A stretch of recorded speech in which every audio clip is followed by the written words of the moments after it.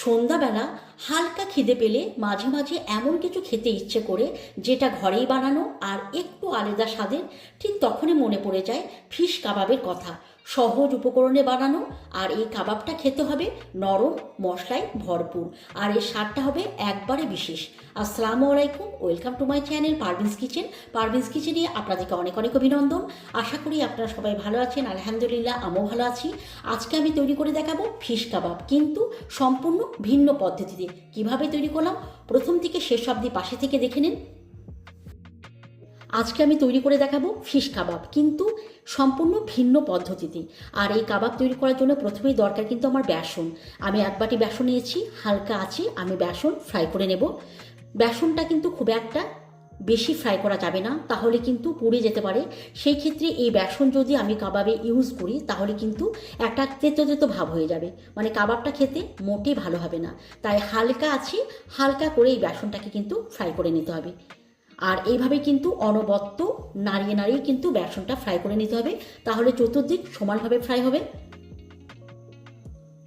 বেসন fry করে নিয়েছি, আমি ঠান্ডা করে একটা বাটির মধ্যে নিয়েছি, অপরদিকে আর একটা বাটি নিয়ে নিলাম। বেসনটা কিন্তু আমি এইভাবে চেলে নেব।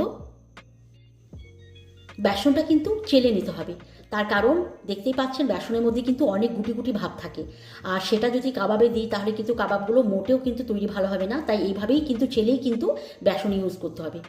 খুব ভালোভাবে বেসন চেলে নিয়েছি, এটাকে আমি সাইডে রেখে দেবো। আর আমি কিন্তু আবারও বসিয়ে দিলাম কড়াই। ওই একই কড়াই আমি দিয়ে দিলাম সরিষার তেল পর্যাপ্ত পরিমাণে। তেল গরম হয়ে গেছে, একটা বড় সাইজের পেঁয়াজ আমি ছোট্ট ছোট করে কেটে রেখেছিলাম এই তেলের মধ্যে দিয়ে দেবো, এবং নাড়িয়ে নাড়িয়ে কিন্তু খুব ভালো করে কিন্তু আমি ফ্রাই করে নেব। এইভাবেই কিন্তু অনবরত নাড়িয়ে নাড়িয়ে আমি ফ্রাই করে নেব। এইভাবে নাড়িয়ে নাড়িয়ে এই পেঁয়াজ যখন আধা ফ্রাই হয়ে যাবে তখন কিন্তু আমি এখানে দিয়ে দেবো কয়েকটা শুকনো লঙ্কা। শুকনো লঙ্কা আমি এই তেলের মধ্যে দিয়ে দিলাম। এখন আমি আবারও পেঁয়াজ আর শুকনো লঙ্কা খুব ভালো করে ফ্রাই করে নেব। একদম লাল লাল করে কিন্তু এগুলোকে ফ্রাই করে নেব আমি। দেখুন, ঠিক এইভাবেই কিন্তু ফ্রাই করে নিতে হবে। খুব সুন্দরভাবে এটা আমি ফ্রাই করে নিয়েছি। গ্যাস কিন্তু আমি বন্ধ করে দেবো। তারপর একটা আমি নিয়ে নেবো এরকম ঝাঁঝরা, আর এই ঝাঁঝরা দিয়ে আমি পেঁয়াজ আর শুকনো লঙ্কা এইভাবে ছেঁকে নেব। এই বিশেষ ধরনের কাবাবের স্বাদ নিতে হলে আপনারাকে কিন্তু বন্ধুরা একবার এই কাবাব বাড়িতে তৈরি করে নিতে হবে। সত্যি বলছি বন্ধুরা, অন্যান্য কাবাবের থেকে এটা সম্পূর্ণ আলাদা এক ধরনের কাবাব, যেটা আপনারা খেলেই বুঝতে পারবেন এর স্বাদটা কতটা সুন্দর। তাই আপনারা তৈরি করুন। আর যদি কখনো এই কাবাব আপনারা বাড়িতে তৈরি করেন তাহলে কেমন হয়েছে অবশ্যই আমাকে কমেন্ট করতে ভুলবেন না। আপনাদের সুন্দর সুন্দর কমেন্ট আমাকে অনেক বেশি ভালো লাগে। সো এইভাবে তৈরি করুন আর আমাকে কমেন্ট করুন। শুকনো লঙ্কা আর পেঁয়াজ ফ্রাই করে আমি তুলে নিয়েছি, ঠান্ডা করে নিয়েছি। হাত দিয়ে কিন্তু এভাবে খুব ভালো করে আমি চটকে নেব।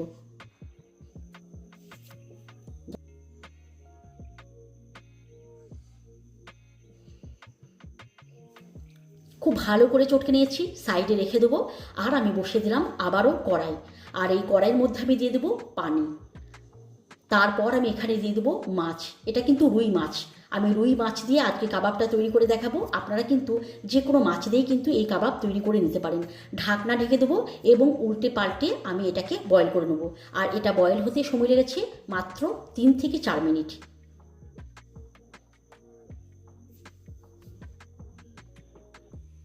উল্টে পাল্টে খুব ভালো করে বয়েল করে নিয়েছি, গ্যাস বন্ধ করে দিলাম। মাছ আমি তুলে নেব। মাছ তুলে আমি সাইডে রেখে দিয়েছি, অপরদিকে বসিয়ে দিলাম প্রেশার কুকার। এখানে কিন্তু আমি একটা দিয়ে দিলাম কাঁচা কলা, দিয়ে দেবো পর্যাপ্ত পরিমাণে পানি।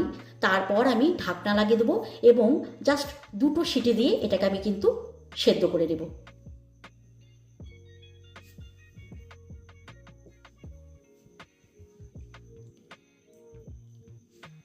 মাছ আর কাঁচা কলা আমি সেদ্ধ করে নিয়েছি, ঠান্ডাও করে নিয়েছি।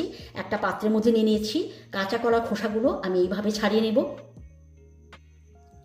তারপর আমি মাছ একটা একটা করে কাটা ঠিক এইভাবে আমি কিন্তু বের করে নেব।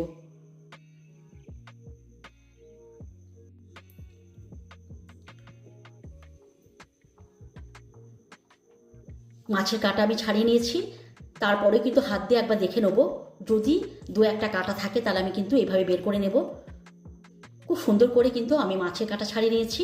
অপরদিকে কিন্তু আমি কাঁচা কলা ঠিক এইভাবেই কিন্তু চটকে নেব। খুবই ইজি, আপনারা চাইলে পারে কিন্তু এই কাবাব বাড়িতে তৈরি করে দেখতে পারেন। কাঁচা কলা কিন্তু খুব সুন্দর করে চটকে নিয়েছি।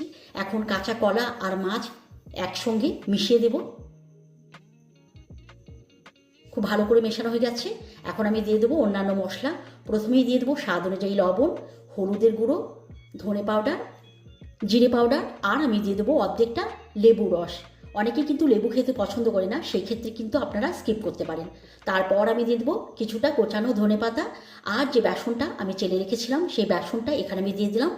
আর দিয়ে দেবো যে পেঁয়াজ আমি ফ্রাই করে রেখেছিলাম সেই পেঁয়াজ আর শুকনো লঙ্কা। সমস্ত উপকরণ আমি এখানে দিয়ে দিলাম। এখন খুব ভালো করে সমস্ত উপকরণ আমি মেখে নেব।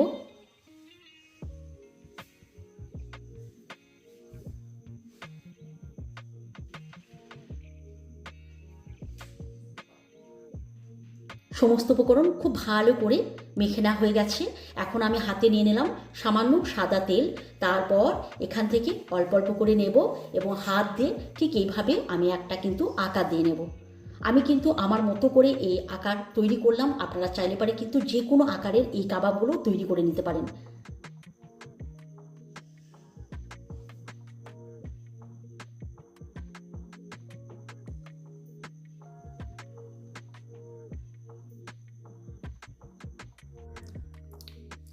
ঠিক এইভাবে কিন্তু আমি সবগুলো তৈরি করে নেব। আর সবগুলো তৈরি করে আমি একটা প্লেটের মধ্যে নিয়ে নিয়েছি। এখন কিন্তু এগুলো আমি তেলের মধ্যে দেব আর ফ্রাই করে নেব। আর তার জন্যে কিন্তু আমি অলরেডি তেল বসিয়ে দিয়েছি। একটা একটা করে এই কাবাবগুলো দেব এবং এপিট ওপিট করে লাল করে আমি এগুলোকে ফ্রাই করে নেব। উল্টে পাল্টে খুব সুন্দর করে কিন্তু এগুলোকে ফ্রাই করে নেব। অনেক ধরনের তো কাবাব আপনারা তৈরি করে খেয়েছেন বন্ধুরা। একবার কিন্তু এই কাবাব বাড়িতে অবশ্যই তৈরি করবেন। এর স্বাদ কতটা সুন্দর আপনাদেরকে বলে বোঝাতে পারবো না। মানে এর স্বাদ যদি অরিজিনাল নিতে হয় তাহলে কিন্তু আপনাদেরকে বাড়িতে তৈরি করতে হবে। তাহলেই কিন্তু বুঝতে পারবেন এর স্বাদটা কতটা সুন্দর। তাহলে আপনারা এইভাবে তৈরি করুন।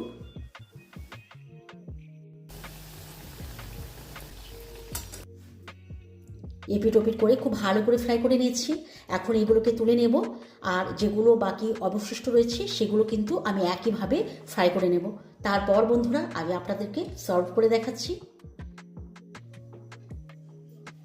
সবগুলো তুলে নিয়েছি। আর কতটা ইউনিক দেখতে লাগছে আপনারা দেখলেই বুঝতে পারবেন। এখন কিন্তু আমি পরিবেশন করব। আর তার জন্য কিন্তু ওপর থেকে আমি এইভাবে দিয়ে দেবো পাতিলেবু রস আর ছোট্ট ছোট্ট করে কেটে রেখেছিলাম ধনে পাতা, সেগুলো ঠিক এইভাবে আমি দিয়ে দেবো। তারপর গরম গরম পরিবেশন করব। আপনারাও কিন্তু এই রেসিপি যদি পরিবেশন করতে চান তাহলে বাড়িতে তৈরি করুন আর গরম গরম পরিবেশন করুন। তাহলে আজকের মতো আসি, আবারও অন্য কোনো দিন আবারও অন্য কোনো নতুন রেসিপি নিয়ে চলে আসবো। ভালো থাকবেন, সুস্থ থাকবেন, খোদা হাফেজ।